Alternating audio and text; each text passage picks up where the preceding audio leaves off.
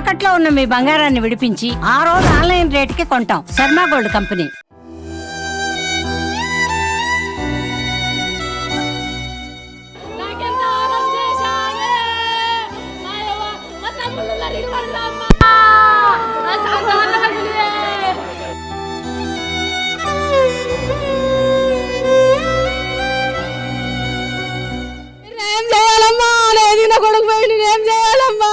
గరీబోళ్ళమ్మా మేము ఎన్ని ఆశలు పెట్టుకున్నామమ్మా. నా కొడుకు ఇంట్లోకి వెళ్ళి చెప్పి వచ్చాడమ్మా.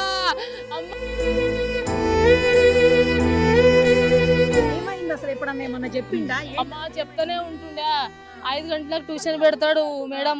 ఒక్కొక్కసారి వస్తాడు కాళ్ళు వస్తాడు. 5 గంటలకు చీకటి ఉంటుంది కదమ్మా మేడం. ఏం అనన్నా 5ంటికి ట్యూషన్ పెడతాడు. ఫోన్ ఒక్కరోజు రాకుంటే ఫోన్ చేస్తాడు.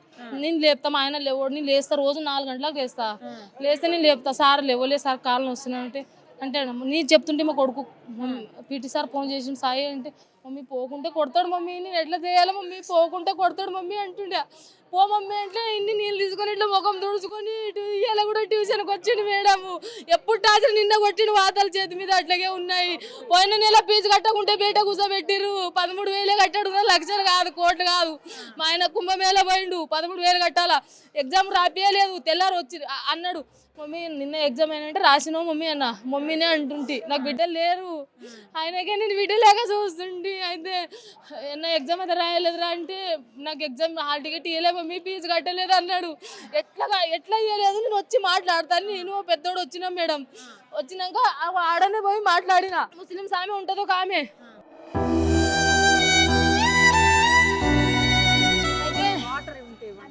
అయితే నేను హాల్ టికెట్ ఎందుకు ఇవ్వలేదు అమ్మా, ఎన్ని రోజుల నుండి మా పిల్లలు ఇద్దరు కూడా ఇంట్లోనే చదివారు. హాల్ టికెట్ నీకు ఎన్ని కట్టాను, హాల్ టికెట్ ఇవ్వలేదు, ఎట్లా ఎగ్జామ్ రాయలేదు ఒకటే చెప్పిన కారణం. నువ్వు లక్షలు కట్టారు, 2 లక్షలు కట్టాడు. మా ఆయన యాత్ర పోయిండు, నీకు ఫీజు వచ్చినాక కడతా అంటే అమ్మ ఎక్క వరలోకి బయటకు పో అన్నది. ఆమె ఎక్క వరలోకి అన్నది. వరలోకి అంటే నేను ఏడ్చుకుంటే ఎంత బాధ అనిపిస్తుంది మేడం. 13,000 ఎంత బాధ అనిపిస్తుంది. లేకనే కదా మేడం. ఉంటే ఇంత మాటలు పడే అవసరం ఉంటుందా? ఏదైనా కొడుకు పాలెం మీద దుంకి ఇప్పుడు ఇంత స్కూల్ కట్టింది మేడము. చుట్టుముట్టి ఇప్పుడు అంతా కట్టించాడు. మరి మీదికి పోయిందాక టీచర్లు ఏం పని చేసారు మేడము? నా కొడుకు చచ్చిపోయేదాకా సరే నా కొడుకు ఉన్నాయి, వాళ్ళు ఫోన్లో మాట్లాడుతుర్రా. మరి మీరు ఏం చేశారు? నా కొడుకు చచ్చిపోయిండు కరెక్టే, మీదికి దుంకి మీరు చెప్తుర్రు. ఇప్పుడు మరి మీరు చంపేసిరా తెలియదు, నా కొడుకు వాడే దుంకి చచ్చిపోయిందా తెలియదు. పీటీ సార్ టార్చర్ అయితే కంపల్సరీ మేడం. టార్చర్ అంజనేయులు వాళ్ళ టార్చరే. నా కొడుకు చనిపోయింది. నా కొడుకు ఏం నొప్పి, రోగాలు, జ్వరాలు ఏం లేవు. నా కొడుకు ఫోటోలు చూపిస్తారు. నా కొడుకు బంగారం చక్కగా ముద్దు. నా కొడుకు 15 సంవత్సరాలు కానీ 25 సంవత్సరాల పిల్లలు కూడా వినడు. నా కొడుకు అంత మంచోడు, చదువుట్లా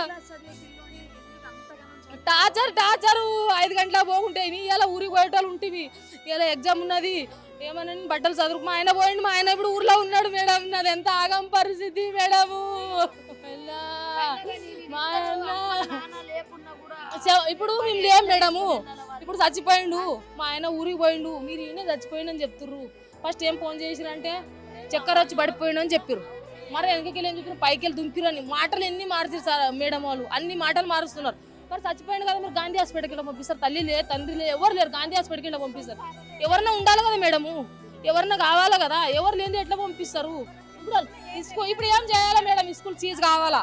ధన్సాగర్ సారు పీటీ సార్ రావాలన్నా కొడుకు శివమిడికులు వస్తేనే లేస్తా, నేనైతే లేవా.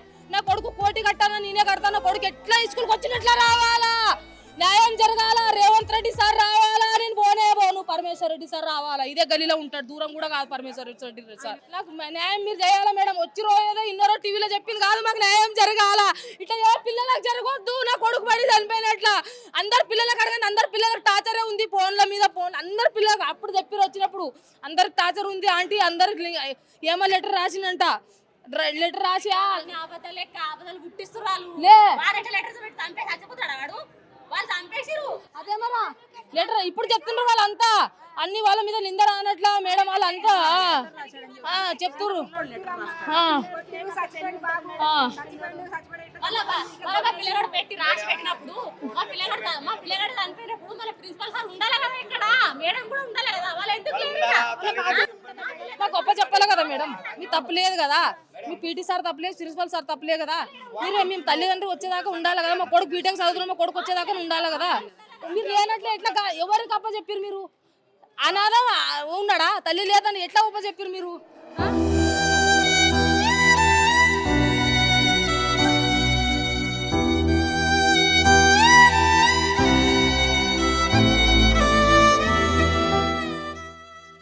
మేడం ఒకటే, నా కొడుకు శివమిడికి రావాలా, న్యాయం జరగాల, నా కొడుకు ఎట్లా చనిపోయిందో తెలవాలా. పీటీ సార్, ప్రిన్సిపల్ సార్ లోపల వేయాల, వాళ్ళకు వాళ్ళ కళ్ళ చూడాలా, నా కళ్ళతో చూడాలా వాళ్ళకు. టాచర్ ఇంకొక పిల్లలు ఫీజు కట్టుడు కూడా చెప్తా మేడం, సారు పిలిపియండి. ఫీజు కట్టుడు కూడా టాచర్ పెట్టి 13,000, కోట్లు కాదు, లక్షలు కాదు. ఫీజు కూడా టాచరే, చదవకుండా టాచర్. మా కొడుకు చదువుట్లో కూడా వెనకకు లేడు, అన్నిట్లో ఉచారన్నాడు. ఎవరికి ఏం చెప్పలే మేడం, ఎవరికి ఏం చెప్పలే. పొద్దున్న లేచిండు, స్కూల్కి వచ్చిండు.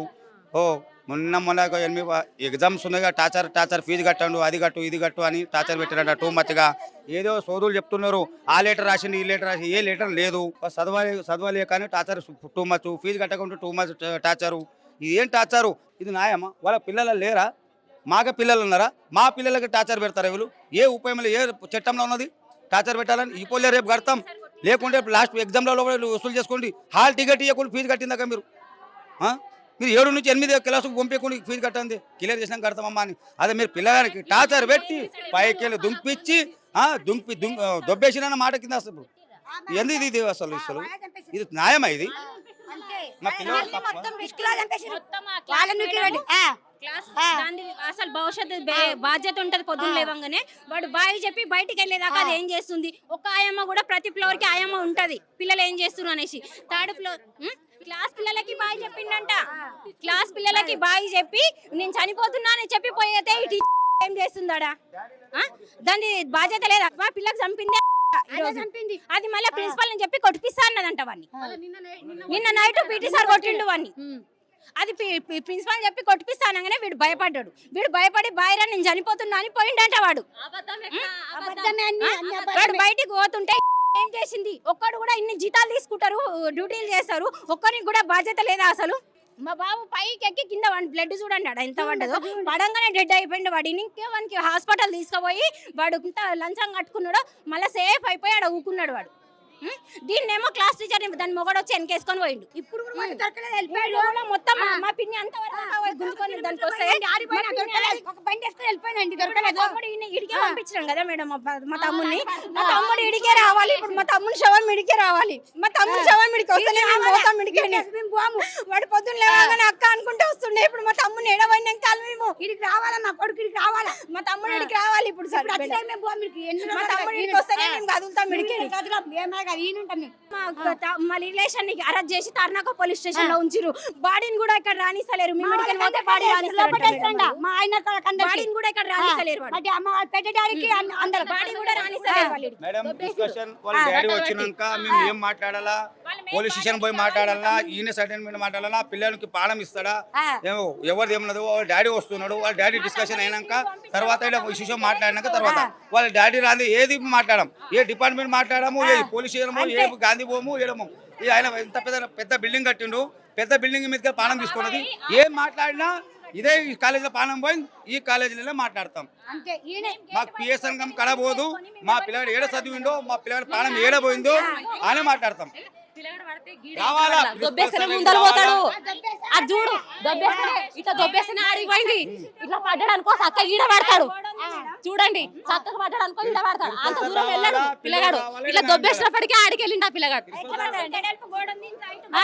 వాడు ఒక్కొనికి ఎక్కే ఛాన్స్ కూడా లేదాడా? మరి ఒక్కడు ఎక్కి దూకే ఛాన్స్ కూడా లేదు. ఒక్కడు పడ్డ కూడా ఇక్కడ పడతాడు. రావాలి మెయిన్ క్లాస్ టీచర్ రావాలి. అది డ్యూటీ చేయడానికి వచ్చిందా, ఫోన్ మాట్లాడడానికి వచ్చిందా తేలాలి.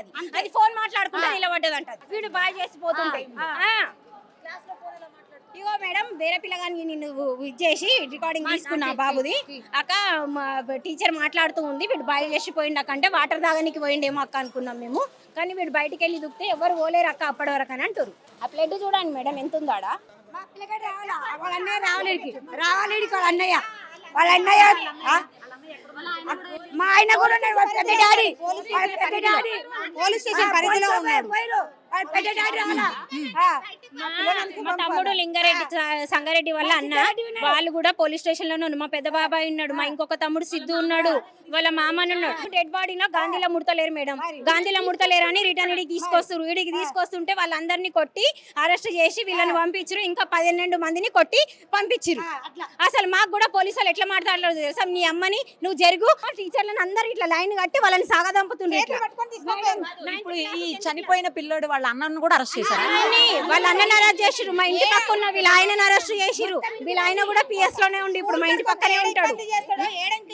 మా బాబాయ్ ఏమో ఊరు నుంచి వస్తుండు. వాళ్ళ అన్ననే కదా మేడం. పిల్లోడల నాన్న ఎల్లుండి ఫంక్షన్ చేద్దామని పోయిండు. మా బాబాయ్ వస్తుండు ఇప్పుడు, ఆయన కూడా లేదు. ఇప్పుడు మా తమ్ముడిని ఎందుకు అరెస్ట్ చేసినట్టు మేడం వీళ్ళు? మా బాబుని కూడా డెడ్ బాడీ ఇడికి రావాలంటే మేము ఇంటికి పోతే డెడ్ బాడీ ఇడికి వస్తుందంట. మేము ఎందుకు పోతాం మేడం ఇంటికి? వాడు ఎన్ని లక్షలు మింగిండి ఇప్పుడు, వాడు పోయి ఏడవుకున్నాడు. పిటి సార్ వాళ్ళ భార్యని అరెస్ట్ చేస్తారంట సార్. పిటి సార్ ఏడుండు మరి? పిటి సార్ వాళ్ళ భార్యని అరెస్ట్ చేశారంట. PT sir లేడాడ. లింగేగాడు ఇది చేస్తా అంటే చనిపో అంటున్నాడు పోలీస్ ఆయన. పోలీసు వాళ్ళకి అధికారమా చనిపోవాలి? చనిపో అంటాడంట. ఇదేనా తరీకా వాళ్ళని మాట్లాడేది?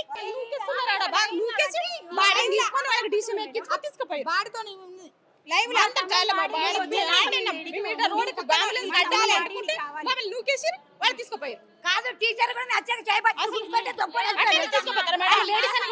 మా తమ్ముడు రావాలి ఇప్పుడు. మా తమ్ముడు బాడీ రావాలి. మా తమ్ముడు బాడీ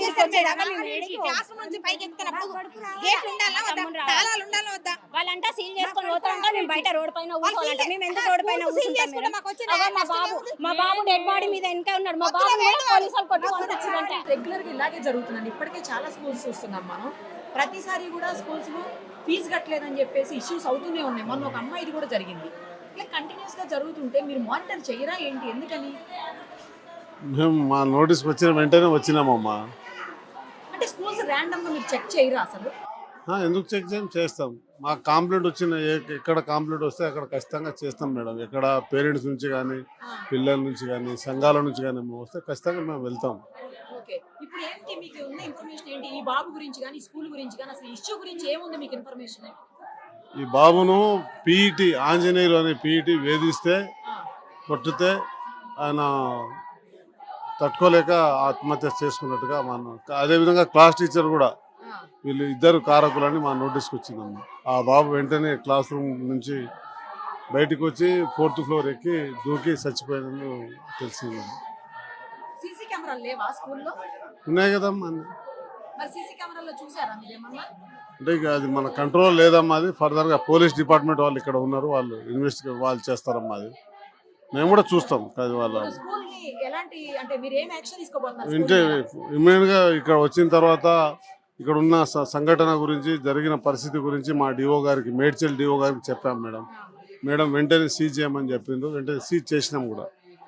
అంటే కొద్ది రోజులు సీజ్ చేసి ఏదైనా ఫైన్ వేసి మళ్ళీ రిలీజ్ చేస్తారా, లేకపోతే కంప్లీట్ గా ఎప్పటికి సీజ్ చేస్తారా స్కూల్? ఇప్పుడు అది సమాచారం మేము డిఓ గారికి ఇస్తాం మేడం. ఆ లాకు ఆ కీ వేసింది అదంతా సమాచారం మేడము గవర్నమెంట్ నోటీస్కి వెళ్తుంది మేడం. అది ఫర్దర్గా ఏం జరుగుతుంది అనేది ముందైతే ఇక్కడ ఉన్న చదువుతున్న పిల్లలకు వేరే స్కూళ్ళను కూడా అడ్జస్ట్ చేసే ప్రయత్నం చేస్తున్నాం మేడం.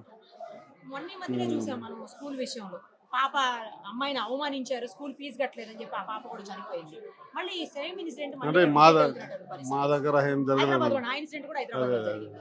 సో ఇలా జరుగుతున్నప్పుడు ఒక చోట జరిగినప్పుడన్నా మీరు మిగతా స్కూల్స్ ని వాళ్ళకి వార్న్ చేయటమో లేకపోతే నోటీసులు ఇచ్చేసి స్కూల్ ఫీజుల విషయంలో కంపెల్ చేయొద్దు, పిల్లల్ని ప్రెషరైజ్ చేయొద్దు, ఏమన్నా ఉంటే పేరెంట్స్ తో మాట్లాడుకోవాలనే విషయాన్ని మీరు ఎందుకు ఇన్ఫార్మ్ చేయలేకపోతున్నారు? చెప్తున్నాం మేడం, ఖచ్చితంగా చెప్తున్నాం. మా దగ్గరకు వచ్చి కదా మీరు స్కూల్స్ కి పిల్లల్ని మా దగ్గరికి ఏమొచ్చినా యాజ్ ఏ ఎంఈఓగా నా పరిధిలో ఏముందో అది ఖచ్చితంగా చేస్తాం మేడం. అంటే మీకు డైరెక్ట్ గా కంప్లైంట్ వస్తేనే చేస్తారా లేదా ఏదైనా స్కూల్లో జనరల్ గా నేను మా నోటీస్కు వచ్చిన వెంటనే జనరల్ గా వారానికి ఒక రోజు నేను వాళ్ళకి మెసేజ్ కూడా పెడుతుంటా. మళ్ళీ అదే అడుగుతున్నానండి, నోటీస్కి వచ్చిన వెంటనే అంటున్నారు మీరు. ఒక పాప చనిపోయింది మొన్న ఈ మధ్యనే స్కూల్ ఫీజు విషయంలోనే. ఆ సంఘటన జరిగిందని తెలిసిన తర్వాత అయినా మీరు మిగతా స్కూల్స్ కి నోటీసులు ఇవ్వచ్చు కదా, లేదంటే ఇన్ఫర్మేషన్ ఇవ్వచ్చు కదా. మీరు స్కూల్ ఎవరిని పిల్లల్ని ప్రెజరైజ్ చేయొద్దని ఎందుకు ఇవ్వలేదని అడుగుతున్నా.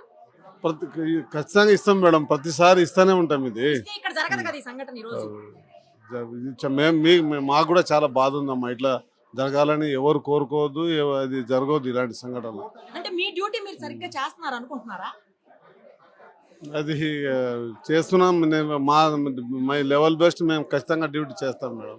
అలాంటప్పుడు వెంటనే సంఘటనలు జరగవు కదండి. మొన్న ఈ మధ్యనే పాప జరిగింది, అది జరిగి మర్చిపోలే ఇంకెవరు ఆ సంఘటన. 10-15 రోజులు అయింది. ఆ పాప కూడా స్కూల్ ఫీజు విషయంలోనే చనిపోయింది. మళ్ళీ సేమ్ ఇన్సిడెంట్ ఇక్కడ.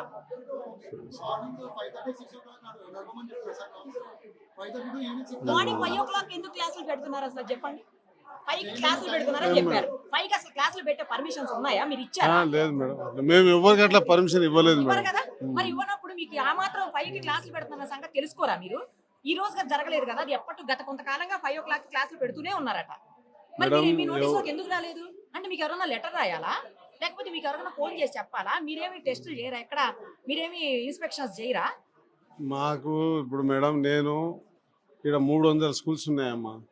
250 నుంచి 300 మధ్య స్కూల్స్ ఉంటాయి. అంటే ఎంయూను అంటే నాకు ఇక్కడ రోజుకు ఎక్కడైనా ప్రాబ్లం వస్తే వెళ్తాం, కానీ అన్ని జనరల్గా మేము వాళ్ళకు ఒక గ్రూప్ ఉంటుంది మాది. ఆ గ్రూప్లో సంఘటనలు కానీ, లేదా సండే రోజు స్కూల్ నడపొద్దు, స్కూల్ టైం కంటే ఎక్కువ తక్కువ నడపొద్దు అని చెప్తాం మేడం. ఎప్పటికప్పుడు చెప్తాను. ఇన్స్పెక్షన్ చేస్తే కదా, మీరు ఇన్స్పెక్ట్ చేసి ఎక్కడ జరుగుతుందో తెలుసుకుంటే అక్కడ మీరు నోటీసులు ఇస్తే ఇంకోసారి జరగకుండా ఉంటుంది ఆ సంఘటన. మేడం వేరే స్కూల్లో జరగకుండా ఉంటారు.